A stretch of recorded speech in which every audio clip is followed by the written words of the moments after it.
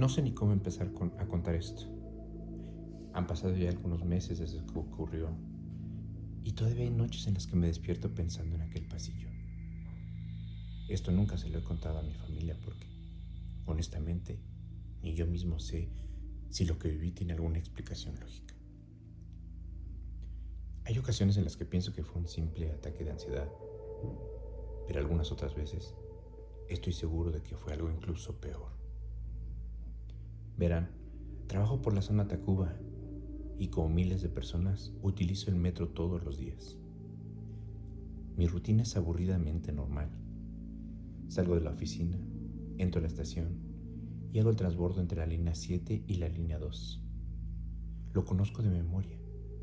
Este recorrido podría hacerlo incluso con los ojos cerrados, ya que apenas son un par de minutos de esta caminata. Pero aquella tarde salí de trabajar alrededor de las 6:20.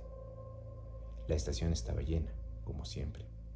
Se escuchaba claramente el ruido de los trenes, el murmullo constante de la gente y el sonido de vendedores ambulantes. Nada fuera de lo normal. Al comenzar el transbordo fue cuando noté que algo no estaba bien. Al principio simplemente fue una sensación difícil de describir. El pasillo me pareció un poco más largo de lo habitual. Pensé que tal vez era mi imaginación, pero mientras avanzaba, empecé a notar detalles extraños. Las paredes se veían más viejas, cubiertas por manchas oscuras y un poco de humedad. La iluminación también se notaba tenue y amarillenta, como si los focos llevaran décadas sin ser reemplazados. Es más, incluso el piso lo veía diferente. No se parecía a aquel que veía yo todos los días. Parecía un concreto más bien envejecido y desgastado por el tiempo. En algunos tramos estaba húmedo, como si estuviera caminando por una sección olvidada del metro. Aún así, seguía avanzando y avanzando. Las escaleras que llevan a la línea 2 jamás aparecieron. Mi incomodidad pronto se convirtió en ansiedad. El aire comenzó a sentirse más pesado.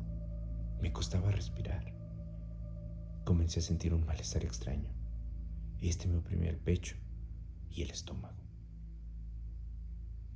Entonces me di cuenta de algo que me heló la sangre. No había nadie, ni una sola persona. Era la hora pico y sin embargo, el pasillo estaba completamente vacío. No escuchaba conversaciones, pasos, ni anuncios por las bocinas. Solo el eco lejano de mis propios movimientos. Entonces me detuve. Por primera vez pensé en regresar, pero cuando me di vuelta, sentí un vacío en el estómago. No reconocía el camino por el cual había llegado.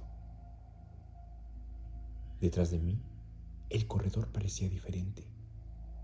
La geometría del lugar no tenía ningún sentido. Había una curva que no recordaba haber visto antes. Por un instante me quedé inmóvil, tratando de recordar por dónde había venido. Pero simplemente no pude. Entonces el miedo se empezó a apoderar de mí. Seguí caminando porque no sabía qué más hacer. Fue así que después de varios minutos, los cuales me parecieran horas, pude ver algo al fondo. Una puerta metálica, bastante vieja, oxidada. Esta no tenía ningún letrero, no había señalización alguna, nada que indicara para qué servía. Parecía una puerta olvidada por el mantenimiento, una de esas que jamás deben estar abiertas al público. Me acerqué. No escuchaba nada del otro lado. Tomé un poco de aire y empujé con fuerza. La puerta se abrió con un chirrido largo y desagradable. Pero entonces se abrió. Y del otro lado, el andén. Por un segundo sentí alivio, hasta que leí el nombre de la estación.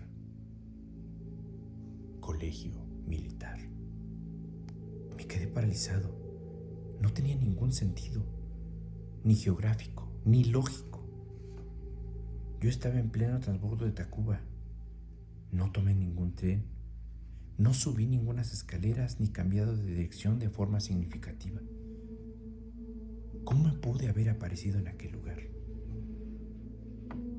Recuerdo haber sentido un mareo tan fuerte que tuve que detenerme contra la pared.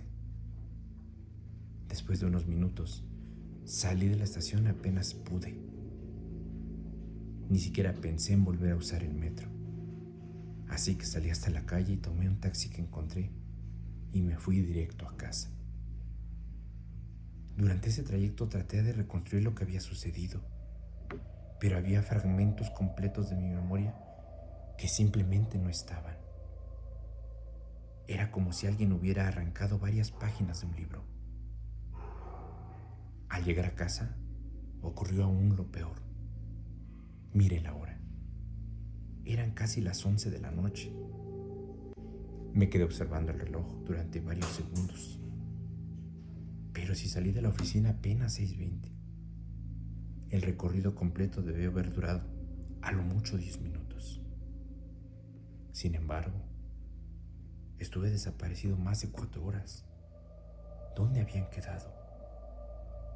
4 horas de las que no tengo absolutamente ningún recuerdo. Aquella noche simplemente no pude dormir.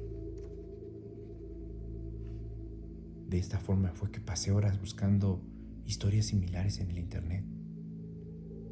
Aquí fue donde encontré publicaciones perdidas en foros, Reddit y en grupos de Facebook donde otras personas hablaban de corredores imposibles dentro del metro. Pasillos que parecían no terminar nunca. Escaleras que conducían a lugares equivocados. O estaciones que aparecían donde no deberían de existir. Las estaciones con este tipo de eventos se repetían constantemente. Tacuba, Chabacano y Bellas Artes. Algunos aseguraban haber perdido minutos, otros hablaban de horas. Incluso encontré algunos relatos de personas que supuestamente desaparecían días enteros antes de regresar, sin recordar siquiera en dónde habían estado. Desde entonces no he vuelto a hacer ese transbordo. Prefiero bajar antes y caminar varias cuadras. Sí, sé que suena absurdo. Sé que cualquiera que escuche esto probablemente pensará que estoy exagerando o tal vez inventando todo. Ojalá lo fuera. Ojalá fuera así. Porque todavía hay noches en las que sueño con aquel corredor interminable. Sueño que camino bajo las luces amarillentas mientras el pasillo se alarga cada vez más. Y en cada sueño tengo la misma sensación. Me quedó la certeza de que algo viene detrás de mí. Algo que avanza lentamente. Algo que me sigue. Nunca escucho los pasos. Nunca veo la silueta.